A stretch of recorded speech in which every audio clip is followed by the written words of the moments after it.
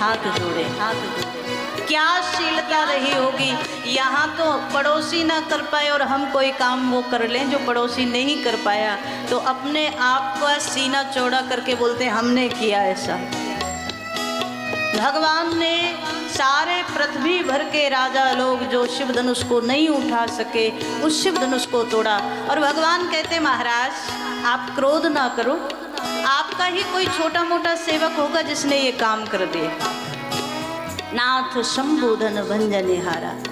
परशुराम जी, अब राम जी तो इतने प्रेम से बोल रहे हैं, इतना सीधा साधा उत्तर दे रहे हैं। परशुराम जी और क्रोध में क्या कहा, मेरा सेवक होगा। अरे मेरे आराध्य हैं भगवान शंकर, मेरा सेवक तो कभी मेरे आराध्य के शिव के धनुष को तोड़ ही नहीं सकता।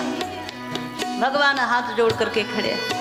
परशुराम जी बोले जिसने भी शिव धनुष तोड़ दिया वो मेरा सेवक नहीं हो सकता। सहस बाहु सम सो रिपु मोरा, वो सहस्रार्जुन के समान मेरा परम कट्टर शत्रु है। जिसने भी शंकर जी का धनुष तोड़ा, राम जी सामने ही खड़े। मानस में दर्शन आया, जब दो चार कठोर शब्द बोल गए सो लक्ष्मण जी उठ करके खड़े हो, अब हमें जाना पड़ेगा। पर विश्वामित्र जी ने कहा कि लक्ष्मण तुम कहाँ जा रहे हो। लक्ष्मण जी बोले महाराज देखते नहीं हो कितना आनंद चल रहा था, सब उत्सव चल रहा था। अभी अभी मेरे भैया ने शिव धनुष का खंडन किया, श्री जानकी मैया की जयमाल भगवान को मिली और विश्व विजय के साथ मिली। पृथ्वी भर के राजा हार गए, उस कार्य को भगवान ने संपन्न किया। और ये महात्मा आए हैं जब से भगवान को ही डांटे जा रहे हैं। तो लक्ष्मण जी बोले थोड़ी देर के लिए हम जाए। भरी सभा में आए और आते ही शब्द ऐसा बोले हैं महाराज। परशुराम जी की ओर देख करके कहा महाराज शंकर जी का धनुष टूट गया इसलिए आप परेशान हैं, इसलिए क्रोध आ रहा है। तो परशुराम जी बोले हाँ। तो लक्ष्मण जी ने कहा महाराज एक बात तो बताओ, मैं बड़ी देर से सुन रहा हूँ, जब से इस सभा में बैठा हूँ तब से, जिस समय धनुष नहीं टूटा था तो जनक महाराज को क्रोध आ गया था। तजहु आस निज निज ग्रह जाओ। जनक जी कह रहे नहीं तोड़ो तोड़ो, और आज भगवान ने तोड़ दिया तो आप आ गए कि क्यों तोड़ा। अब ऐसे में कोई क्या करे बताओ। तो लक्ष्मण जी बोले महाराज एक शंकर का धनुष टूट गया तो आप इतने क्रोध में हैं, पर हमने तो बचपन से अभी तक हजारों धनुष तोड़ दिए, तब तो आपने कभी क्रोध नहीं किया। बहुधनु ही तोरी लरगाई, तोरे लरगाई, कपना सिंह गुसाई, कपना सिंह गुसाई, यही धनुवर ममता कही है तू, यही धनुवर ममता कही है तू, सुन साई कह रघुकुल के तू, सुन साई कह रघुकुल के तू। श्री लक्ष्मण जी आए और आते ही ऐसा बोल गए यही धनु पर ममता के ही है तू।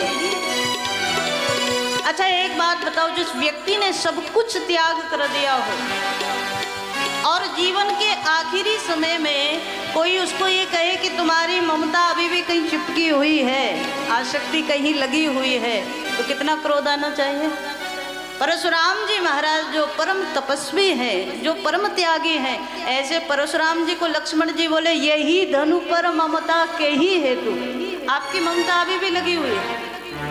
त्याग का सबसे बड़ा अपमान यहाँ है अगर उसे कोई कहे कि आपकी आसक्ति तो एक जड़ धनुष में लगी हुई है। सो परशुराम जी और ज्यादा क्रोध में, रे नृप बालक काल बस बोलत तुहिन समा। अरे ओ राजा के बालक, लगता है काल के वशीभूत होकर के मुझे समझ नहीं रहा है, मुझे जान नहीं रहा है, मेरे सामने उल्टा बोल रहा। लक्ष्मण जी ने कहा महाराज सच्चाई तो ये है कि मेरे भगवान ने तो छुआ था, बस इतने में टूट गया, मेरे भगवान की कोई गलती नहीं है। जब परशुराम जी के सामने बोलते बोलते लक्ष्मण जी बोल गए कि भगवान ने छुआ और टूट गया, तो परशुराम जी और ज़्यादा क्रोध में। शिव देवों में महादेव है, ऐसे ही ये धनुष भी संसार भर के सभी धनुषों से महान था, जिस धनुष को आज तोड़ दिया। तो लक्ष्मण जी मुस्कुराए महाराज ज़्यादा महान था, ज़्यादा बड़ा था। तो लक्ष्मण जी के सामने परशुराम जी बोले हाँ बहुत विशाल और उसकी महत्ता अद्भुत थी जिस धनुष को तोड़ दिया। लक्ष्मण जी बोले महाराज बुरा ना मानूं तो एक बात कहूं। परशुराम जी बोले क्या? तो लक्ष्मण जी ने कहा कि महाराज जब धनुष इतना विशाल था, देवादिदेव महादेव का धनुष था, तो महाराज तोड़ने वाला भी छोटा नहीं है, वो धनुष से भी विशाल है। जिस धनुष की महिमा आप गा रहे हो, उस धनुष को तोड़ने वाले की महिमा उससे ज्यादा है। और जब ये कहा तो परशुराम जी तो और ज्यादा क्रोध में आ गए। मानस में दर्शन आया।